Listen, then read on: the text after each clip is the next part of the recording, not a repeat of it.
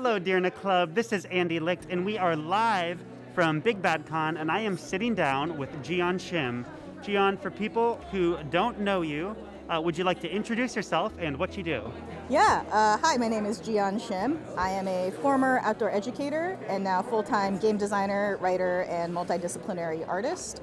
You might know me from featured work on Shut Up and Sit Down. Yeah, is that what it's called? That's what it's Those called, were some right? words, yes. Those were some words. Absolutely. Yeah, the Shut Up and Sit Down, The Verge. I was interviewed by Karen Hahn for Slate about my body of work. And the games that you might have heard about are Field Guide to Memory, which I co-designed with Jeeyon Shim, who's also an incredible experiential designer. The Longest Rest, The Snow Queen, and also two early solo games, The Last Will and Testament of Gideon Blythe and The Shape of Shadows.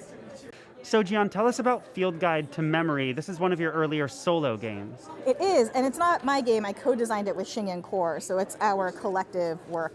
One Awesome. of the best collaborative experiences I've ever had in my life in any medium. Jeeyon is an incredible designer, a good friend, wonderful artist, and so all of their expertise and experiences and perspectives, getting to dovetail that with my own experiences working in outdoor education. I was pretty new to game design at the time.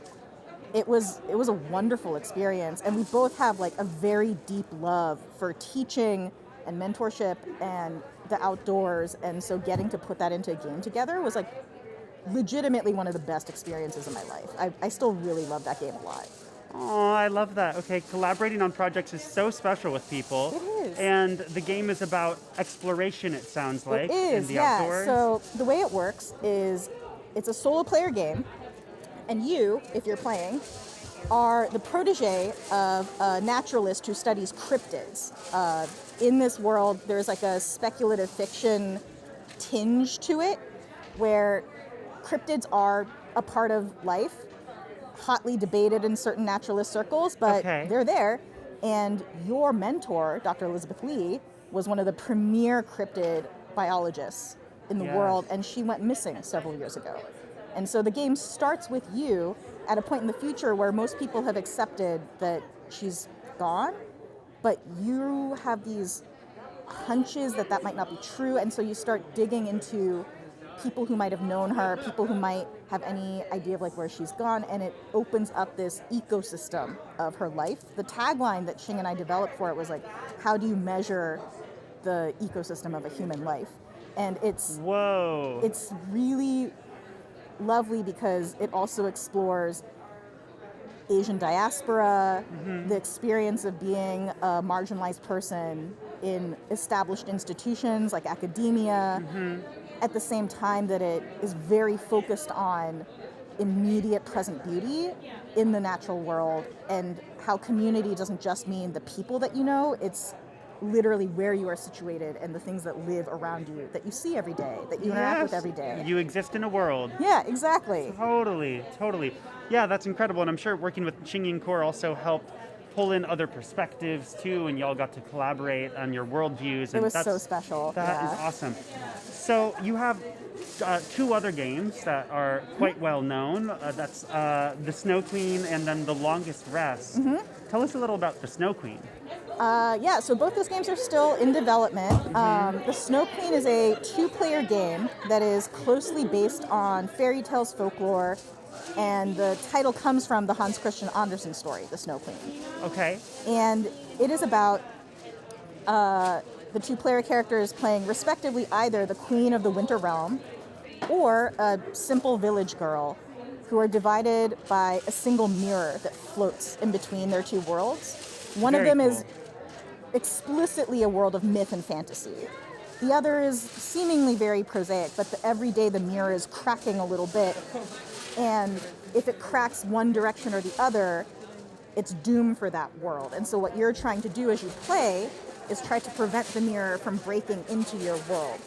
And the way that the mechanics work is it's based on chess. The chess mechanics are somewhat simplified, so you can't really use gambits the way that you do with chess. Understood. It's only the way the pieces move, and every time a piece goes down, the loved one that your character has assigned that piece dies in your world. Oh my gosh. And so a lot of the game is about building these relationships, going into the intricacies of those histories you have with those people, and then as you go through the game, inevitably losing them. And also potentially, depending on how you play it, being able to develop a connection with your opponent through the mirror.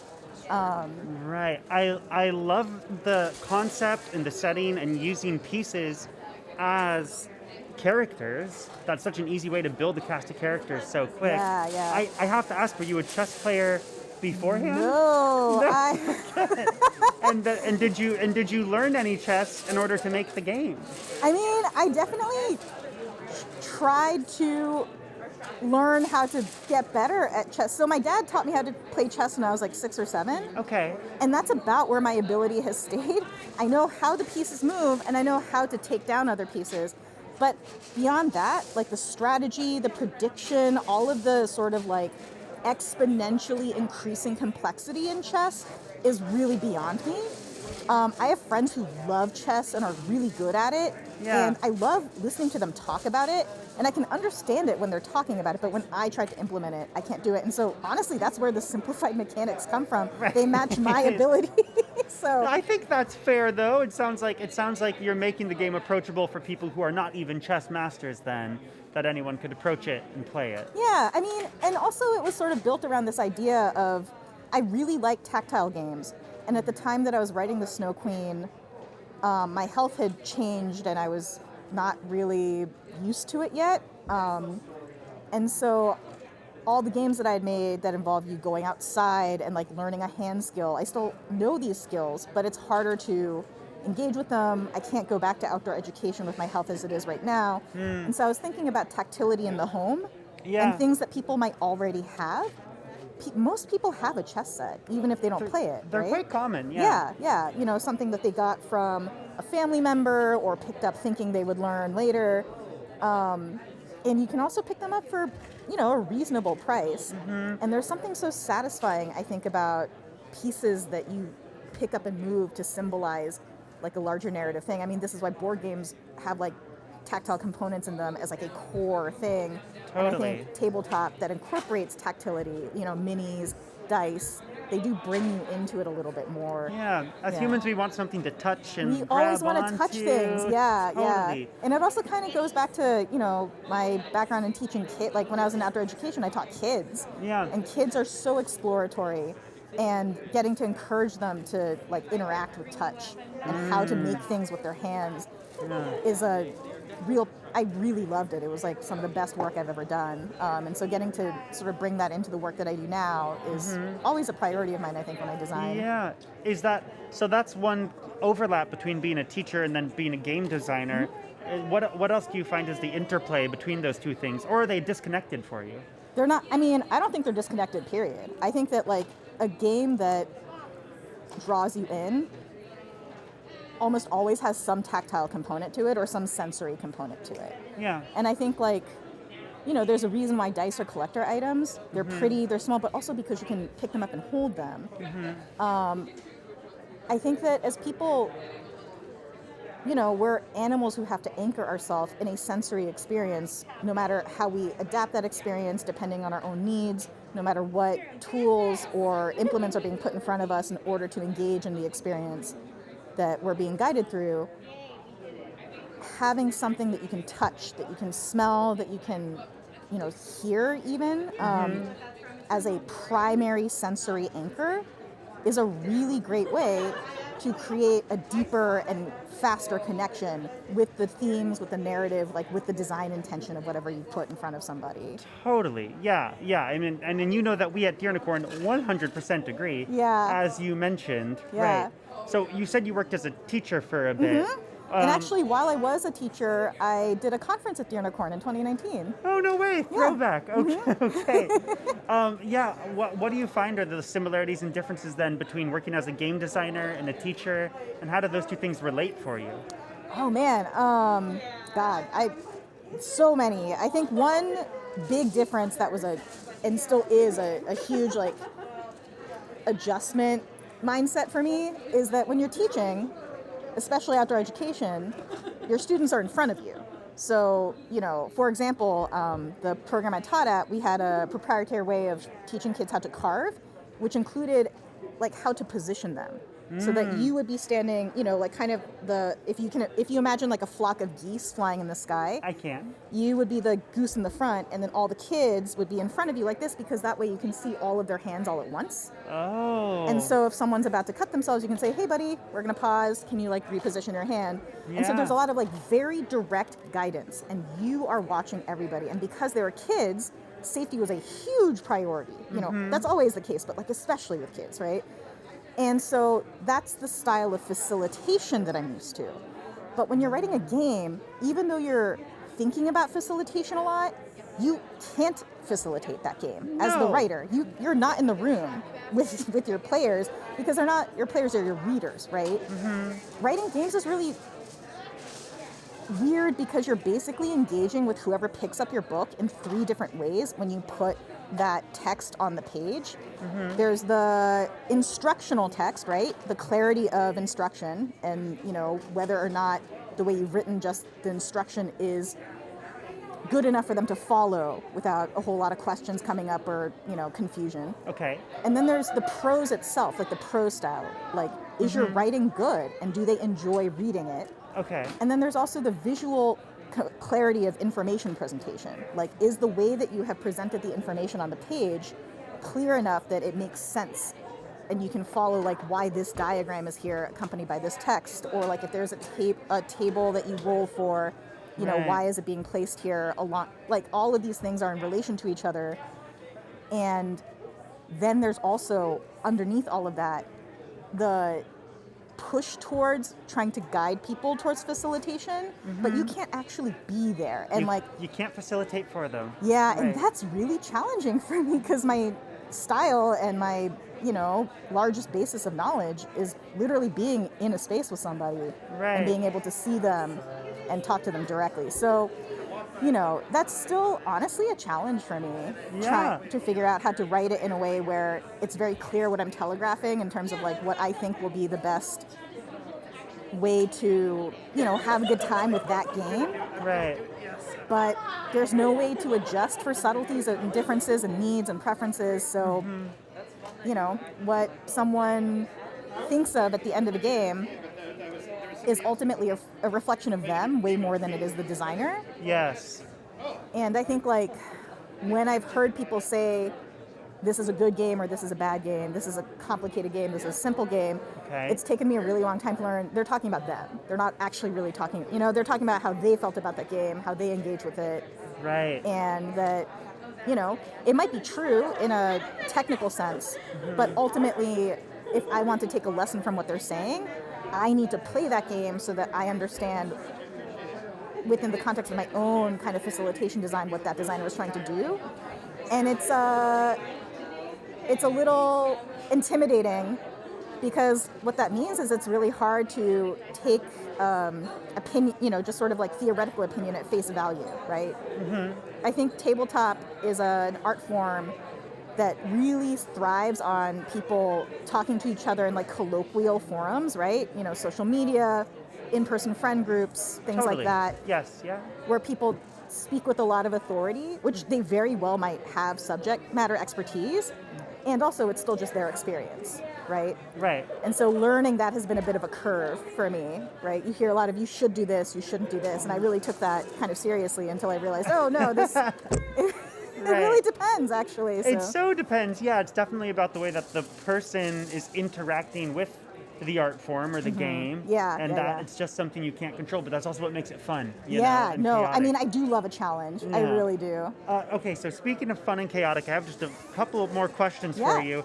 My first one is a game that I'm really interested in of yours called The Longest Rest. Yeah. I'd just love to get a quick description of it. It looks creepy, it looks weird, it looks cool. Tell us about The Longest Rest. Yes, so The Longest Rest is a game about a party of adventurers. In many ways, what you might expect from like a classic high fantasy tabletop adventure. Okay.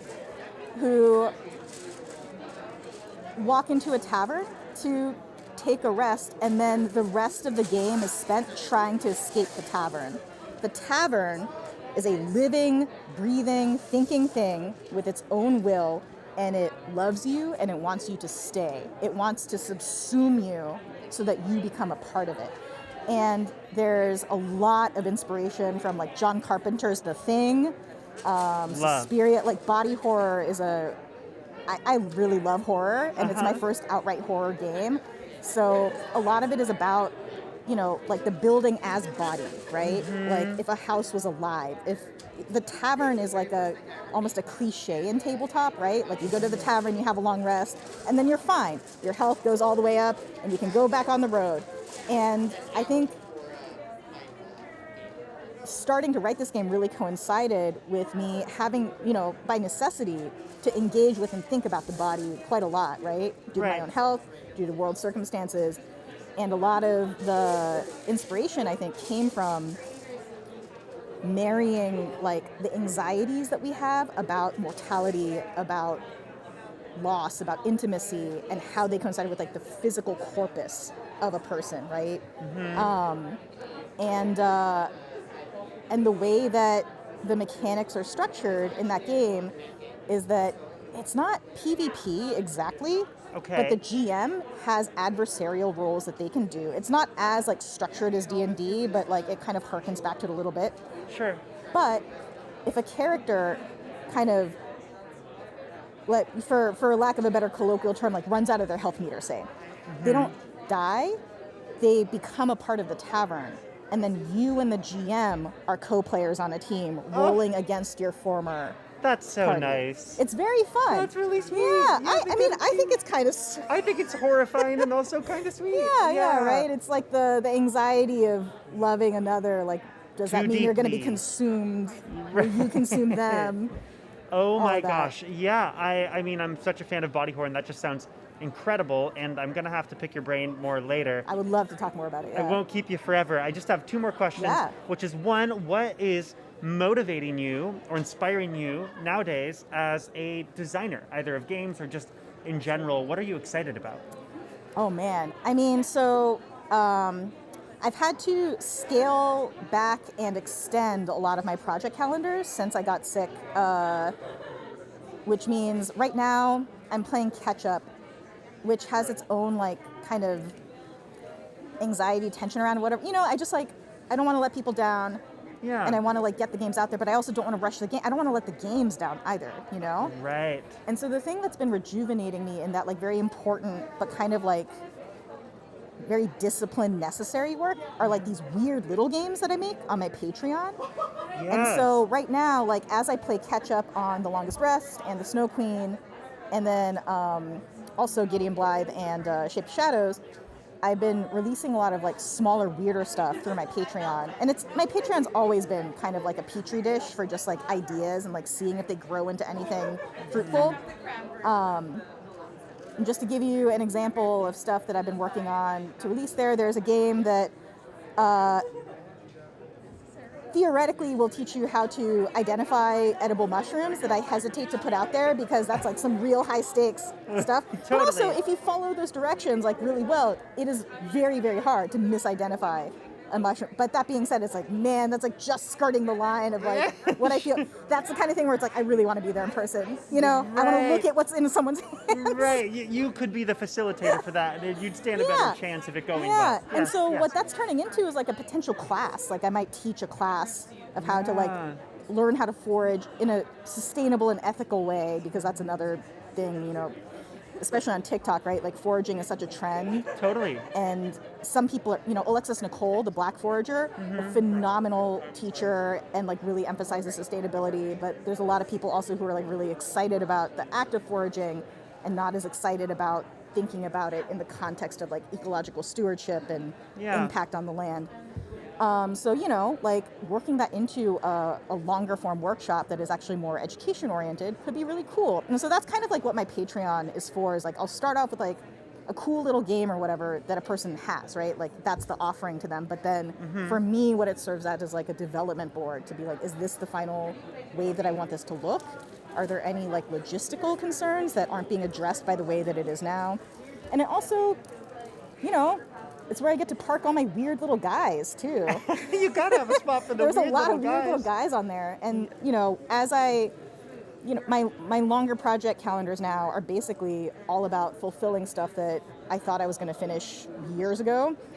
Totally. And so what that means is to generate income to support me while I do. I think my Patreon is probably the thing that I'm going to be concentrating on the most in the next year or two, as I finish up those projects before I move on to anything new that's big, Yeah. Because I do have a couple other big projects in the works, but they're so weird, and I can't wait to bust them out. But I also am the wind behind my sails is because I'm not saying anything as much, and right. so I'm gonna let that marinate until it's good and done, and then I'm excited to announce what it's gonna be. Okay, we will be so ready for the weirdness when it comes. And also, if you aren't a patron of Jeeyon on Patreon, go do that, because you definitely want to see these weird little guys. I would love it. It's such a cool community. Just a lot of my Patreon members are way cooler than I am. I highly recommend hanging out with them. Okay. If you're cool, you have to join the community. Those are the rules. Okay, my final question, Jeeyon, is what advice would you give to new designers or to a younger version of yourself? Oh man. For making games, that is. For making games, yeah. I figured that was the context. Yeah. When you're making a game, when the idea is sort of germinating and you're thinking about what direction you want to take it, how complete you want it to be, I'm going to guess that there's probably more than one idea, or that you're going to hear things from people who work in games now that make you reconsider the thing that you're going with. Listen the most to the thing that makes you go, this is so weird and cool and I love it so much. I can't shut up about it. I can't stop thinking about it. Go that direction. Even if it runs counter to what's good for marketing, even if it's not with trend, even if it's even if it only 2 or 3 people are going to be interested in it, as you consider what themes it might be on, those 2 or 3 people are going to be so fucking excited to do it, and it's going to really speak to them. And that's what makes good art, man. Right. All art has a right to exist. There's no, art has no moral character. It says nothing about the person who creates it, right? Art is just art, and that's the beauty of it, right? But art that resonates with somebody because it speaks really deeply to them, the reason it does that is because it spoke deeply to you. Yes. And you were really passionate about making it. And anything that kind of dampens that passion in the early stages of making it, don't listen. That's just don't listen to anything that is dampening your own enthusiasm for your own drive to make art. You need to hold on to that so tight as you go through the drudgery of the later stages. Totally, yeah. I love that so much. I think that's some of the best advice I have heard yet. Do not dampen your passion, people, and follow your curiosity. Follow your creativity. Yes, so. Curiosity is the most important thing. Yeah. Love it. Okay, so Jeeyon, for people who want to find you or find your work, if you want to be found online, where can people find you, and what should they look out for in the future? Yeah, well, my Patreon is just patreon.com Jeeyon Shim. You can see how the name is spelled from the Deernicorn website, I assume. You sure can. And in terms of social media, I've been more active on Blue Sky lately, which again is just Jeeyon Shim, and I am also still on Twitter, also Jeeyon Shim. I'm making it easy, and everything is just my name. You made it crystal clear. Okay. All right. Yeah, we will put all of those links in the bio. Jeeyon, thank you so much for chatting with me. Thank you. This is wonderful. Warms my heart. Okay, I'll let you get back to the con. Thank you so much. Thank you.